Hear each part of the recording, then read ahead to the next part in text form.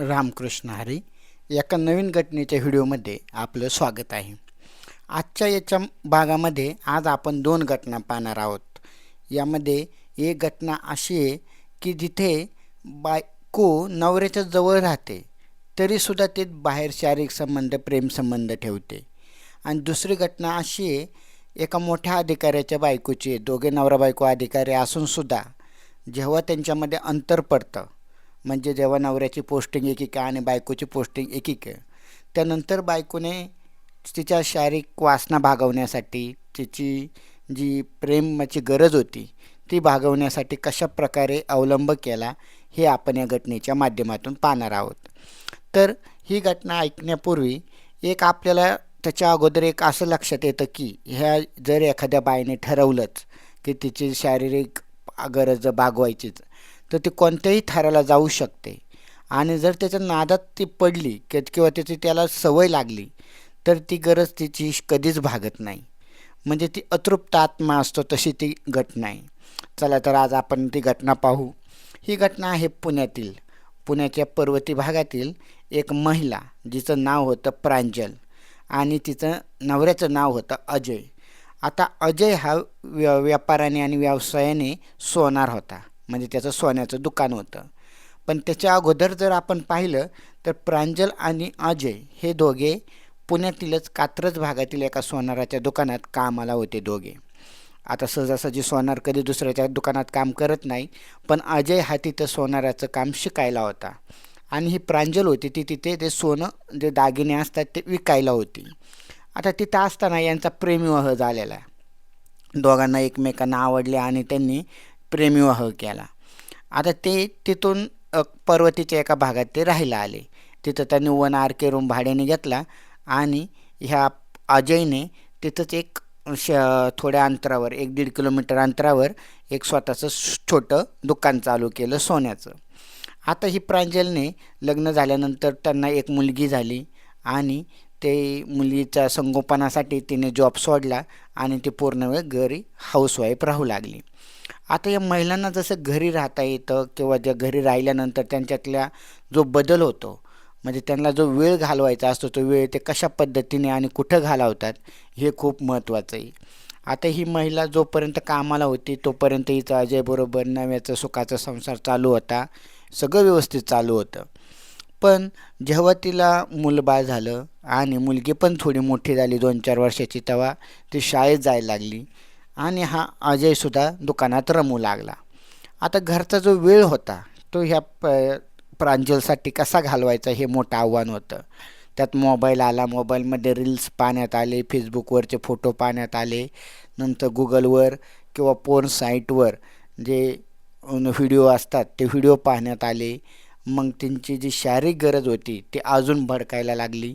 आणि नवऱ्याकडून जर ती गरज, आता पुण्यातील वातावरण कसं कपल्सला वगैरे फिरायला जाताना एकमेकाला चिकटून पाहताना किंवा दुसऱ्याचं जे पाहिल्यानंतर ते आपल्याला पण करू वाटतं, तशा प्रकारची गोष्ट.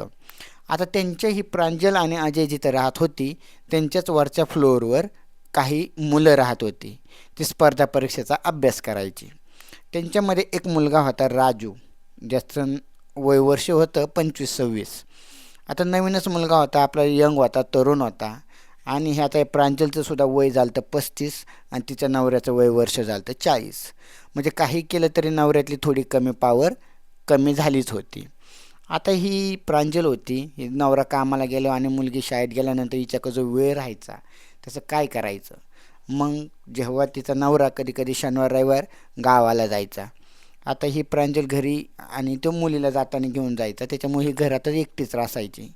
मग तिच्या मनात असा विचार आला की आपण ह्या वरच्या मजल्यावर जी मुलं राहतात त्यातल्याच एखाद्या मुलाला गंडवलं तर आपली शारीरिक गरज पण भागन आणि आपल्याला पाहिजे तसा त्याचा पण शरीराचा उपभोग घेता येईल आणि आपल्या पण शरीराची वासना भागवता येईल. मग असा एक दिवस असं चालू असताना आता तिच्या डोक्यात असा विचार आला की आपण मेस चालू करावी. म्हणजे आता सहजासहजी मुलांचा आपल्याबरोबर संपर्क येण्यासाठी शक्यतो मेस चालू करणं किंवा दुसरं काय आमिष दाखवावं लागतं. तसं हिने नवऱ्यापुढं ते प्रपोजल मांडलं की मी घरी राहून मेस चालू करते म्हणून. आपल्यावर जी मुलं राहतात 5-6 त्यांचंच फक्त मी डबा घेईन आणि त्यांचंच मेस तेवढ्यापुरतीच मेस लिमिटेड करेन. आता एक संसाराला हातभार म्हणून तिच्या नवऱ्याने पण त्याला संमती दिली आणि त्या वरच्या मुलांनी तिच्याक मेस लावली.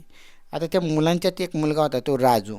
तो नुकताच आपल्या गावावरून MPSC करायला आलता. दिसायला देखणा होता, उंच होता, रांगडा गडी होता. आता ह्या राजूचं आणि ह्या प्रांजलचं थोडं जरा जास्तच पटू लागलं. डबा घेण्याच्या निमित्ताने किंवा का असं जेव्हा तिला वेळ भेटेल तेव्हा हा राजू दुपारच्या वेळी कधी तिच्या घरी यायचा, तिच्याबरोबर गप्पा मारायचा, काकू काकू म्हणून. आता हे किंवा आंटी म्हणून किंवा वहिनी म्हणून. आता हे असंच बरेच दिवस चालू राहिल्यानंतर आता ह्या प्रांजलच्या मनात आणि ह्या राजूच्या मनातसुद्धा एकमेकांबद्दल थोडा प्रेमभाव तयार झाला. आता ह्या प्रांजलची सुद्धा शारीरिक गरज ही नवऱ्याकडून भागत नव्हती. त्याच्यामुळं तिने ह्या राजूला आपल्या प्रेमाच्या जाळ्यात ओढायचा निर्णय घेतला. आता एक दिवशी दुपारच्या वेळी जेव्हा ती नवरा आणि मुलगी गावाला शनिवारी रविवारी गावाला गेली तेव्हा ही प्रांजल घरात एकटीच होती. आणि सगळ्या मुलांचं डबं वगैरे दिल्यानंतर जेव्हा मुलं झोपायला गेली तेव्हा ह्या प्रांजलने ह्या राजूला आपल्या घरामध्ये बोलवलं. आता राजूचं आणि तिचं अगोदरच जरा जुळायचं, त्याच्यामुळे ते दोघे बोलायचे वगैरे. आणि हा राजू घरामध्ये आल्यानंतर जवळजवळ संध्याकाळचे 10:30-11 वाजले होते. आता ही प्रांजलने त्याला त्या वेळी त्याच्याकडून शारीरिक उपभोग घ्यायचं तिने ठरवलंच होतं. त्यामुळे जसा तो राजू घरामध्ये आला तसं हिने दरवाजा वगैरे बंद केला. आता हे राजूला पण समजलं नाही. राजूला वाटलं काहीतरी काम असेल म्हणून तिने बोलवलं. तसं तिने त्याच्यासमोर स्वतःचे कपडे काढायला सुरुवात केली. आता तिचं ते अर्धनग्न अवस्थेतील शरीर पाहून हे राजूचा इकडं कसतरी मनाची चलबिचल व्हायला लागली. त्याला काय करावं, काय चाललं आहे आपल्यासमोर हेच त्याला समजलं नाही. कारण त्याने लाईटी थोडी डिम केली होती, झिरोबल लावला होता. तिच्यातलं ते अर्धनग्न शरीर पाहून याचे कामवासना पेटली. आता तो पण तरुणच होता गडी, तो तरी स्वतःवर किती कंट्रोल करीन. त्याने तिचं अर्धनग्न शरीर बघितलं, त्याला तिच्यातली खून समजली. त्याने तिथंच तिचं दाबादाबी सुरू केली. आता सुरुवात दाबादाबीपासूनच होती म्हणून. आता त्यांच्यातली ते प्रणय क्रीडा रंगू लागला. हळूहळू दोघांनी एकमेकांचे कपडे काढले. दोघंही नग्न व्यवस्थित मस्तपैकी तिथं त्यांनी एकमेकांच्या शरीराचा उपभोग घेतला. आता ह्या प्रणय त्यांचा रात्रभर चालू होता. त्या दिवशी राजू त्याच्या वरच्या रूममध्ये झोपायला गेलाच नाही. तो रात्रभर तिच्याबरोबर शारीरिक संबंध करत राहिला. आता त्याच्यातला जो रांगडेपणा होता हा या प्रांजलला खूप आवडला. म्हणजे त्या रात्री जवळजवळ यांच्यामध्ये 4 ते 5 वेळा शारीरिक संबंध झाले आणि ह्या राजूने त्या प्रांजलला पूर्ण तोडून ठेवलं होतं. त्याच्यामुळे ही प्रांजलला आता त्याच्यातला जो जोश होता तो आवडू लागला होता. आणि जेव्हा आता हा तिचा नवरा अजय घरी गावाला जायचा तेव्हा ही प्रांजल ह्या राजूला आपल्या रूममध्ये शनिवार रविवार झोपायला रात्री बोलवायची आणि शनिवार रविवार त्यांच्यातला शारीरिक संबंध रंगू लागले होते. तर आणि काही दिवसांनी जेव्हा आता यांच्यातलं प्रेम प्रकरण जवळ 1 वर्ष चाललं होतं. पण हा राजू ज्या उद्देशासाठी पुण्यामध्ये आला होता स्पर्धा परीक्षांचा अभ्यास करण्यासाठी, त्याच्याकडे मात्र त्याचं पूर्ण दुर्लक्ष झालं. आणि ही महिलासुद्धा होती, हिलासुद्धा जेव्हा ती नवऱ्याकडून ते शारीरिक सुख तिला भेटत होतं थोड्या प्रमाणात का होईना, पण जेव्हा तिला ह्या राजूच्या शारीरिक संबंधांची सवय लागली तेव्हा मात्र ही काही दुपारच्या वेळी म्हणा दिवसा कधी ना कधी ती वेळ काढून आणि नवरा कोणी मुलगी घरात नसताना ती त्या राजूला बोलून स्वतःची शारीरिक वासना भागू लागली होती. आता हे सांगायचं असा की एखाद्या महिलेला जर आता ह्या राजूचं हे अजयचं आणि प्रांजलचं हे प्रेमविवाह होता, लव्ह मॅरेज होतं. पण एखाद्या लिमिटनंतर म्हणजे वयानंतर तुमच्यातली जर शारीरिक वासना वासना जर भागत नसेल तर मायला हे नवीन ऑप्शन शोधतात. कामाच्या निमित्ताने हळूहळू जसं वय वाढतं तसा नवरा घराच्या बाहेर बिझी राहायला लागतो. म्हणजे तो पैसा कमावण्यास कुटुंबासाठीच तो करत असतो सगळं, पण त्या घराच्या बाहेर तो जास्त राहायला लागतो. आणि घराच्या बाहेर राहिल्यानंतर ह्या महिलेला पाहिजे तसं प्रेम वगैरे मिळत नाही. मग त्या बाहेर नवीन पर्याय शोधतात. तशा प्रकारची आता ही घटना झाली. आता यांच्यातलं प्रांजल आणि राजूमधलं प्रेम प्रकरण 1 वर्षभर सुरू राहिलं. त्याच्यानंतर त्यांचा जो अजय होता याला थोडी याची कुजबूज लागली. त्याने मग ती खाली रूम उचलली आपलं बिराड आणि तो दुसरीकडे राहायला गेला. आता तो दुसरीकडे राहायला गेल्यानंतर तरी ह्या प्रांजलला ते राजू नाही तर दुसरा कोणतरी, पण ते जी शारीरिक सुखाची जी सवय लागली होती परपुरुषाकडून करून घ्यायची, ती मात्र कधीच कमी होत नाही. आणि मग तिने तिकडे गेल्यावर सुद्धा नवीन मुलगा शोधला आणि त्याच्याबरोबर ती शारीरिक संबंध करू लागली. आता हीच अशाच प्रकारची एक अजून एक घटना अशी आहे पुण्यातीलच, पण ही कुटुंब अगोदर होतं सुवर्णा आणि तिचा सुनील ह्या दोघांची. आता ही सुवर्णा होती आणि सुनील होती, हे पण स्पर्धा परीक्षा करत होते अगोदर आणि त्यांना त्या स्पर्धा परीक्षेतूनच विक्रीकर निरीक्षक म्हणजे सेल्स टॅक्स इन्स्पेक्टर म्हणून एक पोस्ट असते क्लास थ्रूची, ती क्लास 2ची पोस्ट भेटली. आता ती क्लास 2ची पोस्ट भेटली यांना, पण ती भेटली मुंबईला. त्याच्या अगोदर ह्या सुनीलचा आणि सुवर्णाची काही ओळख नव्हती. पण आता यांचं वय जवळजवळ 30 झालं होतं. तर त्यांना पोस्ट भेटल्यानंतर जेव्हा ते माझगाव मुंबईला एकमेकांच्या संपर्कात आले आणि तिथं ते एकमेकांबरोबर प्रेमसंबंध त्यांच्यात तयार झाले. आता ही दोघे पण पुणे जिल्ह्यातीलच पण विविध भागातील होती. म्हणजे एक जण होता भोर तालुक्यातला, एक होता आंबेगाव तालुक्यातले. आता ते वेगवेगळ्या भागातील होते आणि त्यांच्यात तिथं प्रेमसंबंध तयार झाले आणि त्यांनी तिथं लग्न करायचा निर्णय घेतला. आता त्यांना एक समाजच दोघांचा पण एकच असल्यामुळे त्यांच्या घरच्यांनी पण त्यांना काही अडचण नाही, कारण दोघे पण क्लास 2 ऑफिसर होते आणि चांगले पगार पाणी होता. त्याच्यामुळे त्यांनी घरच्यांनी पण त्यांच्या प्रेमसंबंधात कोणतीही अडचण आणली नाही आणि त्यांचं लग्न लावून दिलं. आता लग्न झाल्यानंतर त्यांचा सुखाचा संसार चालू होता. त्यांना मूलबाळ तर झालं नाही. 1-2 वर्ष चालू असताना त्यांची ह्या जी पत्नी होती सुवर्णा, हिची पोस्टिंग ही पुण्याला झाली. आता तिचा नवरा असायचा तो याला मुंबईला आणि ही जी बायको होती ही होती सुवर्णा पुण्याला. आता पुण्याचं वातावरण म्हणा किंवा पुणे तिथे काय होऊन येत असं प्रकार. आता हिचं जे एक आजच्या काळामध्ये आपण असं म्हणू की अतृप्त महिला हे सगळ्यात सांभाळणं म्हणजे खूप मोठं किंवा ते अतृप्त शरीर सांभाळणं हे सुद्धा त्या महिलेला खूप जड जातं. आता हे असंच होतं कधी-कधी.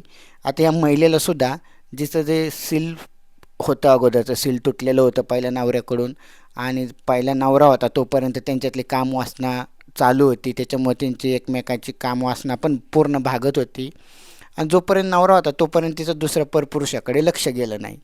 पण जेव्हा तिचं पोस्टिंग पुण्याला झालं आणि नवऱ्याला काय कधी शनिवार रविवार सुट्टी असायची त्याच्यामुळं, पण बाकीच्या दिवशी ती रूममध्ये एकटी राहू लागली.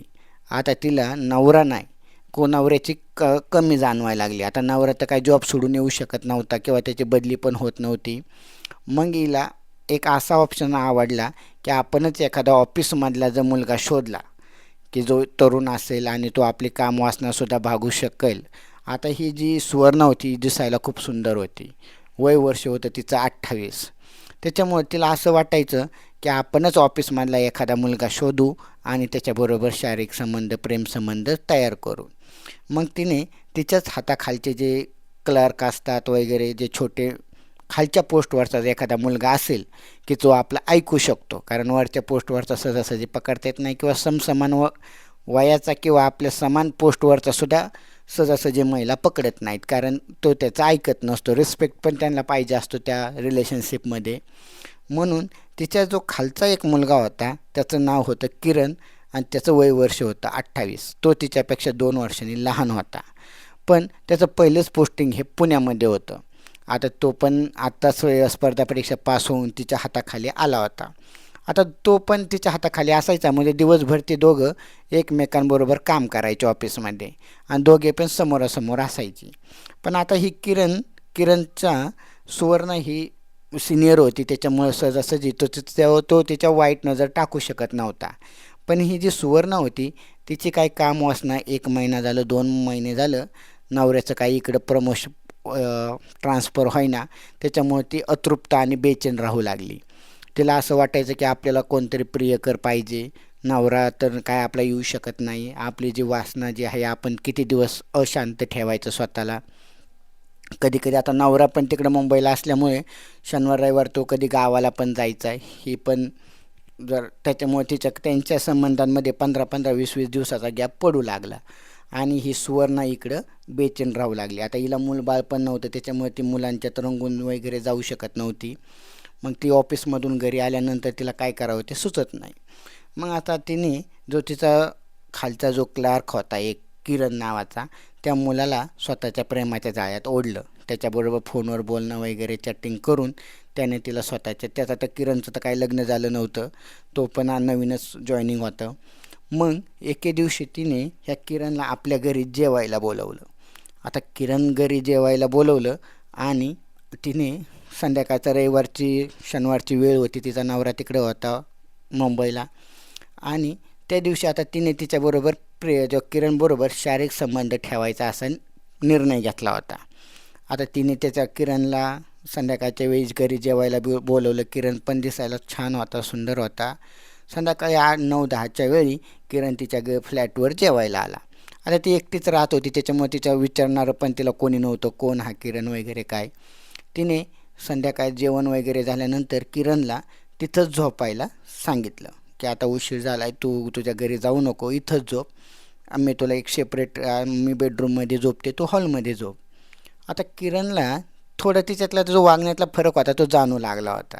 कारण एखादी जर सिनियर महिला आपल्या एवढ्या एवढ्या पुढं करत असेल तर नक्कीच तिच्या मनात काय ना काय तरी काळं बेरं आहे.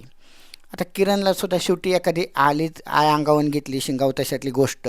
कोणी सहजासहजी एखादी महिला किंवा पुरुष आली, एखादी महिला जर फुकट उपभोगायला भेटत असेल तर माणूस सहजासहजी नाही म्हणत नाही. तसा त्या किरणने तिथं झोपायचा निर्णय घेतला. आता रात्रीचे 11-12 वाजल्यानंतर ही जी सुवर्णा होती ती हळूच त्या किरणच्या गोधडीत येऊन झोपली. आता हे किरणला पण हे माहीत होतं, कारण हे काय करणार हे त्याला माहीतच होतं. ही ज्या अर्थी तिने तिच्या घरामध्ये झोपायला जागा दिली वगैरे आणि बाहेर पण पाऊस चालू होता, त्याच्यामुळे त्यांनी पण तिथं झोपायला निर्णय घेतला होता. आता ही महिलाने त्याच्याबरोबर तिथं रात्रभर तिथं शारीरिक संबंध प्रस्थापित केले. आता ज्या महिलांचा जो उद्देश होता की ते एखाद्या पुरुषाला आपल्या जाळ्यात ओढणं, तिथून पुढं जेव्हा जेव्हा तिचा नवरा घरी नसायचा किंवा तिकडे मुंबईला असायचा तेव्हा ती ह्या किरणला बोलून त्याच्याबरोबर रात्रभर शारीरिक संबंध प्रस्थापित करू लागली. आता किरणचं पण लग्न नव्हतं, तो पण बॅचलर लाईफ जगत होता, त्याच्यामुळं तो पण मनसोक्त हिच्याबरोबर शारीरिक संबंध करू शकत होता. आता यांच्यातले शारीरिक संबंध असेच 1-1.5 वर्ष सुरू राहिले. जेव्हा तिच्या नवऱ्याची इकडं पोस्टिंग झाली तेव्हा त्या दोघांनी सहमतीने थांबायचा निर्णय घेतला. तर ह्या अशा प्रकारच्या 2 घटना होत्या ज्या पुण्यामध्येच घडल्या होत्या. पुण्याचं जे कल्चर होतं, जे संस्कृती होती, परंपरा होती, त्या आजकाल अशा शारीरिक संबंधांच्या किंवा वासनांच्यामध्ये येईल असं वाटत नाही. कारण जे एखाद्या पुरुषाची संस्कार, जर एखाद्या महिलेचं संस्कार जर तिची कामवासना अडू शकत नाही तर तिच्या संस्काराला काहीच अर्थ उरत नाही. तशा प्रकारच्या घटना होत्या. एखाद्या 2 महिला होत्या, सुशिक्षित होत्या, प्रेमविवाह झालेल्या होत्या, पण शारीरिक वासनेपुढे चांगले चांगले हरतात, तशातली ही गोष्ट होती. आता त्यांच्यातले शारीरिक संबंध बरेच दिवस चालू राहिले. नवऱ्याला फसवण्याचं होतं, पण एक गोष्ट अशी पण होती की प्रेमाला आणि वयाला बंधन नसतं. आपण पहिल्यांदा पण सांगितल्याप्रमाणे एक अतृप्त जवानीची किंवा अतृप्त कामवासनेची महिला सांभाळणं आजच्या काळात खूप मोठं आव्हान आहे. म्हणजे तिच्या नवऱ्यापुढं तर आव्हान आहेच, पण तिचं स्वतःचं सुद्धा शरीर अतृप्त सांभाळणं हे सुद्धा त्या महिलेपुढे खूप मोठं आव्हान आहे. कारण जर ते एखादी विधवा महिला घ्या, घटस्फोटित महिला घ्या किंवा ते आपल्या नवऱ्यापासून लांब राहणाऱ्या महिला घ्या, त्या कशा जगतात हे त्या शेवटी त्यांना माहिती.